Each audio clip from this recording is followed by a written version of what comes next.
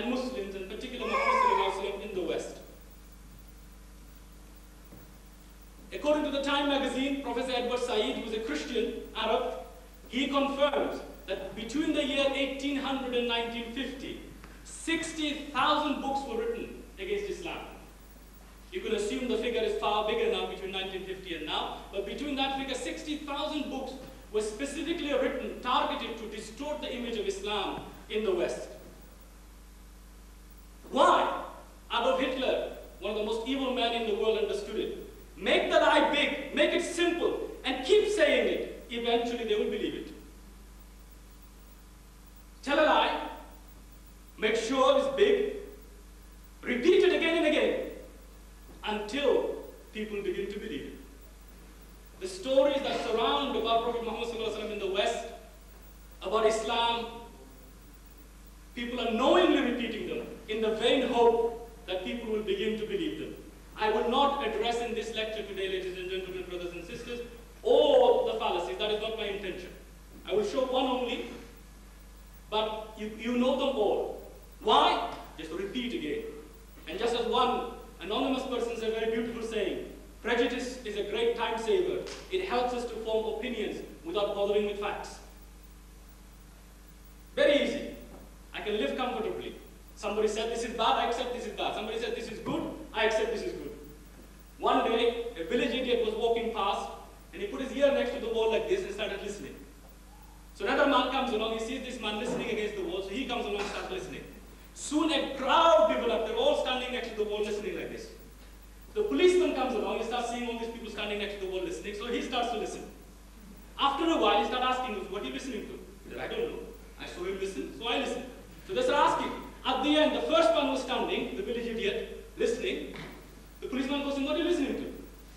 I've been standing for half an hour, I can't hear anything. The village idiot said, that's strange. I've been here since morning, I can't hear anything either. So we follow. We follow whatever people say, without thinking, without trying to understand, without knowing for ourselves. And this is the disease of humanity, that unfortunately, that prejudice, misunderstanding, is as a direct result of ignorance. But inshallah ta'ala today, we will hurl the ignorance out. But this is going to be my approach. In order to confirm any of my statements today, I'm not going to quote from any single Muslim scholar. Every point I give you today, inshallah ta'ala, will be justified from a non-Muslim source. Because if I say, a Muslim scholar said this, you will say, well, you Muslims, you love Muhammad. Whatever you say, it will be biased. And I have to admit I'm guilty as charged. I love him. I love him more than my own parents. I love him more than my own children. I love him more than myself. So we're guilty as charged. So in order to go to the non-Muslims, we will give evidence from themselves, as long as they're fair and they're objective. How do we discover the truth about Muhammad sallallahu alaihi wasallam? Because if you want to know about any great man in history, you've got a problem. Very little information exists. Very little is actually known about Sayyidina Isa alayhi salam. 30 years of his life, no Christian can tell you what he did. If you go to look at the red-lettered Bible, it will only fill 2 to 3 pages. But what do we know about Muhammad sallallahu alaihi wasallam? Encyclopedia Britannica confirms a mass of detail in the early sources show that he was an honest and upright man who gained the respect and loyalty of others who were likewise honest and upright men. So here you have 2 information. Number 1, mass of detail, not bits and pieces, detail. I, as a Muslim, and I'm sure you can all do this, we can tell anybody how he used to put on his socks, how did he brush his teeth, how did he eat, how did he drink water, how did he sit, what was his manner of sleeping. Minutest detail we know. And also Encyclopedia Britannica confirms the most successful of all religious personalities of the world was Sayyidina Muhammad alayhi salatu wassalam. We are going to next look at Professor Ramakrishna Rao, who was a professor of philosophy in India, a Hindu, a philosopher, and he writes in his book, Muhammad the Prophet. The subject of my writing is about the tenets of a religion, which is historic, and his prophet, who is also a historic personality. And then he quotes, even a hostile critic like Sir William Moyer speaking about the Quran says, there is probably in the world no other book which has remained 12, now 1400 years, centuries, with such a pure text. So he's saying that we are talking about a man who's a man of history. Then he continues, I may also add, Prophet Muhammad is also a historic personality.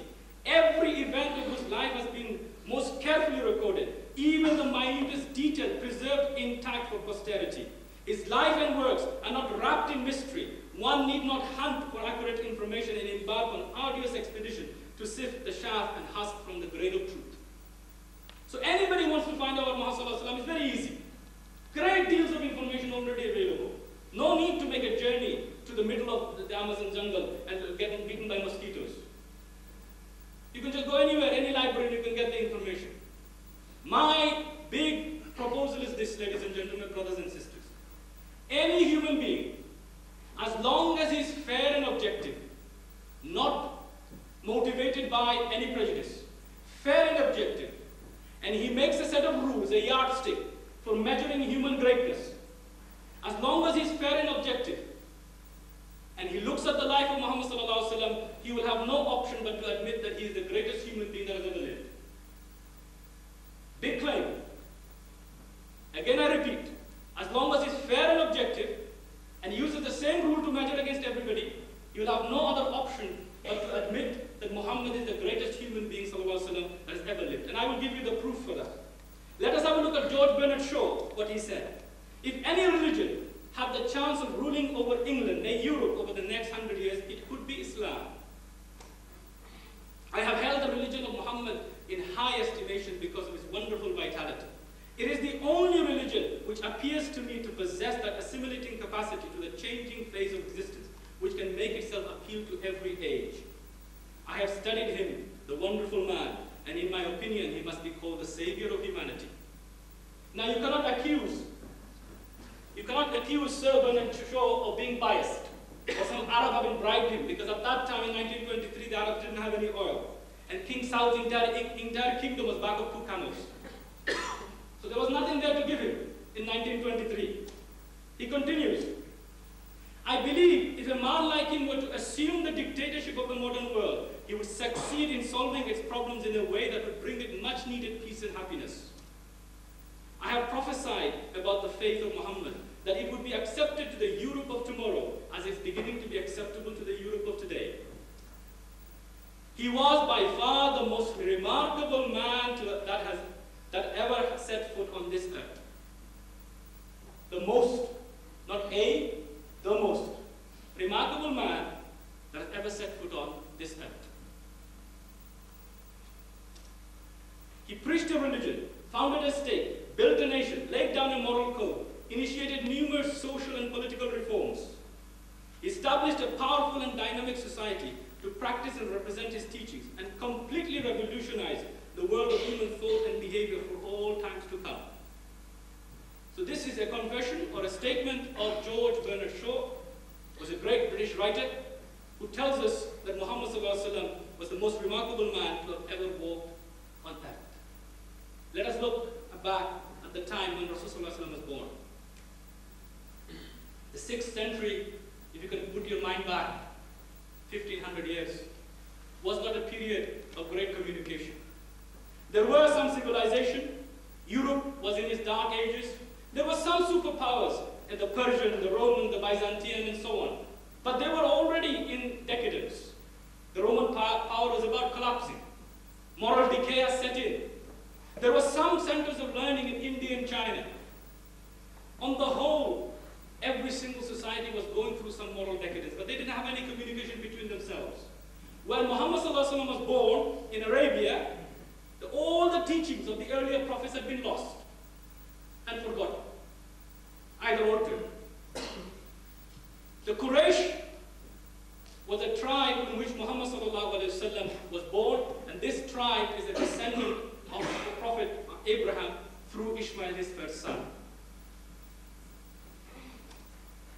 Makkah was the center of pilgrimage. This is the town in which Rasulullah was born, and it became the center also of trade. It has two things, particularly mainly the Kaaba.